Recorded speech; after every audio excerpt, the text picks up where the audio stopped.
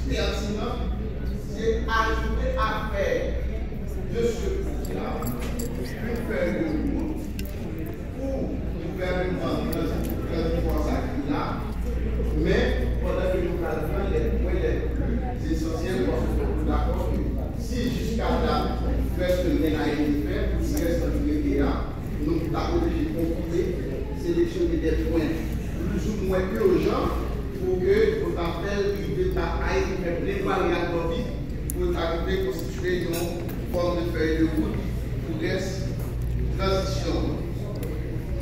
Proposition, nous croyons en une institution créée par des citoyens qui ont des politiques et sociales à aussi. Et pour cela, nous pensons qu'une campagne d'éducation à la citoyenneté massive serait un bon point. Et pour finir, il faut qu'il y ait également une campagne de sensibilisation auprès des femmes. Je voudrais commencer pour féliciter l'organisation VDH pour son, encore une fois, engagement citoyen et ses efforts indéniables de mobilisation communautaire pendant les dernières années. Je voudrais particulièrement saluer la noble initiative des organisations de la société civile et de toutes les institutions partenaires pour faciliter cet espace de discussion ouvert et inclusif avec des jeunes et des femmes engagées comme vous, afin d'évaluer la mise en œuvre de cadres stratégiques d'action de la société civile. Je suis particulièrement heureux de voir des visages bien connus comme vous, ainsi que de nouveaux visages, ici tous ensemble dans cet exercice de participation, malgré ce qui vient d'être rappelé tout à l'heure, malgré les contextes très fragiles, incertains et de peurs quotidiennes dans lesquels nous vivons. Votre participation à cet atelier d'échange, de mi-parcours sur la mise en œuvre du cadre stratégique d'action témoigne votre intérêt à vous impliquer encore davantage dans les processus décisionnels dans les pays et à contribuer à la transformation sociale et au développement durable en Haïti et bien évidemment à la réussite de cette transition. L'initiative aujourd'hui, appuyée par les BINU, offre à vous tous, toutes,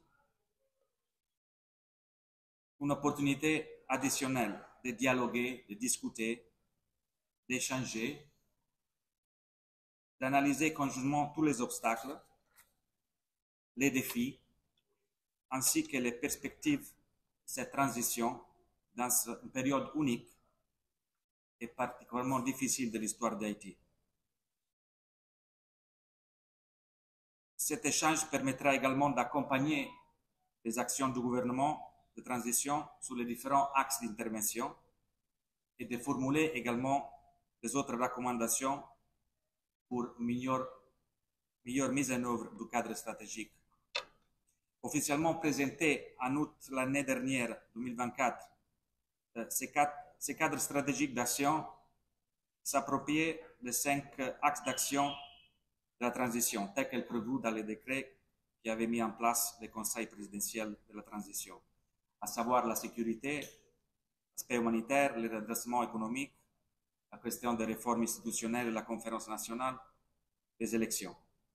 Il s'agit, encore une fois, d'une contribution fondamentale de la société civile en appui à la transition en cours.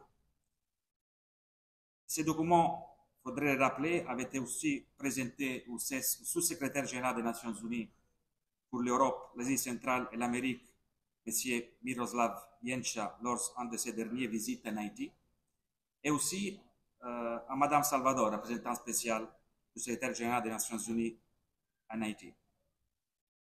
Conformément au mandat qui a été lui confié par le Conseil de sécurité des Nations Unies, est en ligne avec notre stratégie d'engagement en soutien au processus politique en cours, le BINU continuera de promouvoir et d'encourager, de soutenir, et je mentionne la résolution du Conseil de sécurité, la participation pleine, égale, véritable, en toute sécurité des femmes, ainsi que la participation des jeunes de la société civile dans les dialogues interhaïtiens en matière de rétablissement de la sécurité et des institutions démocratiques. Alors qu'Haïti fait face à une crise multidimensionnelle profonde, vous tous, vous toutes, jeunes et femmes, constituent une immense ressource en tant qu'acteurs du changement pour bâtir une société plus juste et équitable. Je voudrais donc insister encore une fois sur l'importance de votre participation active à tous les processus décisionnels malgré les défis quotidiens. Avec votre potentiel et votre créativité, vous détenez un clé important dans la résolution de la crise haïtienne. Nous vous encourageons donc à continuer à vous engager dans la vie citoyenne et politique de votre pays. Il n'y aura pas de véritable avenir sans la participation active des jeunes et des femmes dans les sphères des décisions publiques. Ne vous laissez pas décourager, continuez à croire dans votre extraordinaire résilience, continuez à vous impliquer dans la vie politique et publique du pays. J'espère que les échanges qui en suivront seront constructifs et fructueux. Nous vous remercions aussi de votre amable attention. Bonne journée. Merci à tous.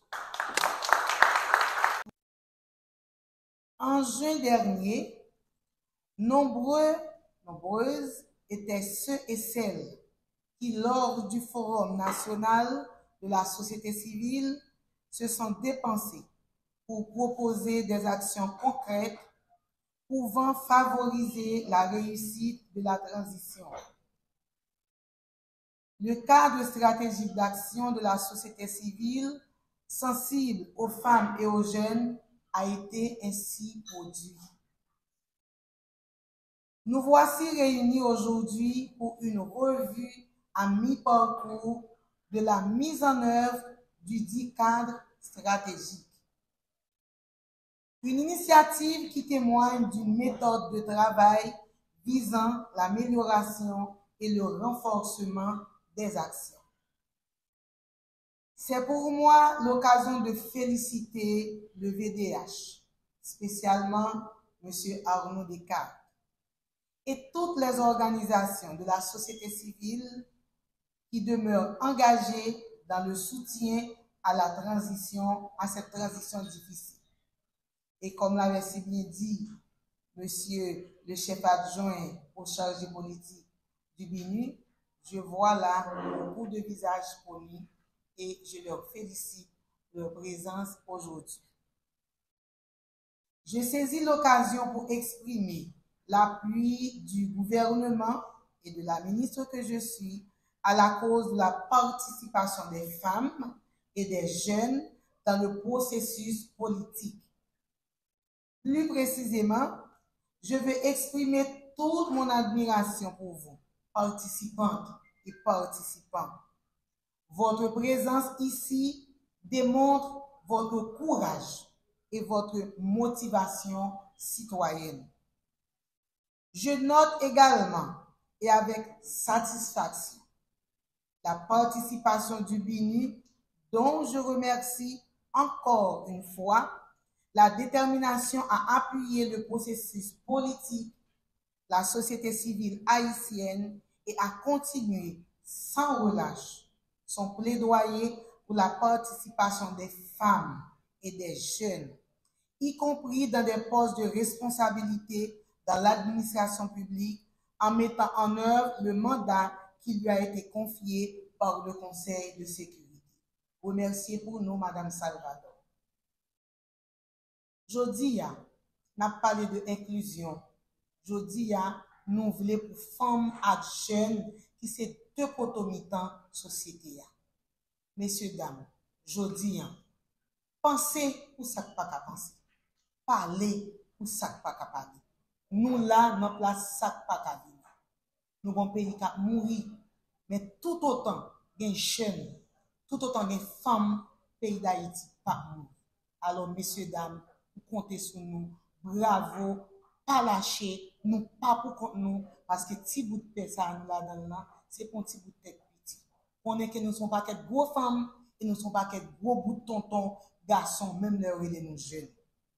Pour terminer, je veux rappeler que le cadre stratégique d'action demeure un outil important pour préserver l'engagement de la société civile dans l'accompagnement de cette transition. Assurer son suivi-évaluation est un exercice crucial dont le résultat sera reçu avec enthousiasme par le gouvernement dont je fais partie. Merci de votre participation et merci surtout de votre présence, de votre collaboration et bon travail pendant cette journée. Je vous remercie.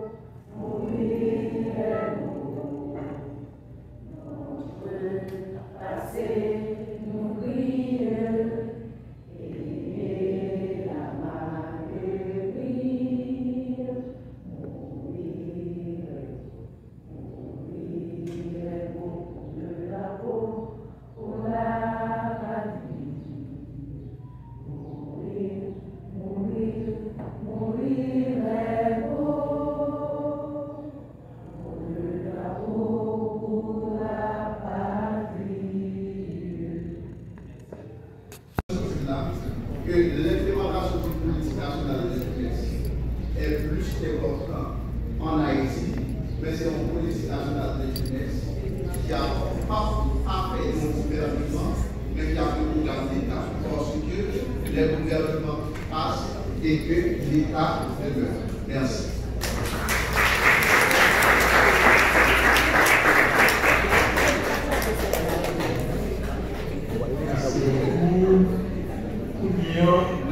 Et demander sur 4 actions de présentation, si quelqu'un ça pourrait ajouter des remarques qu'on peut faire, commenter, etc.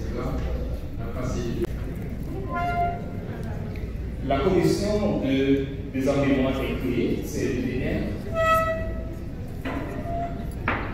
Maintenant, c'est la réforme humanitaire.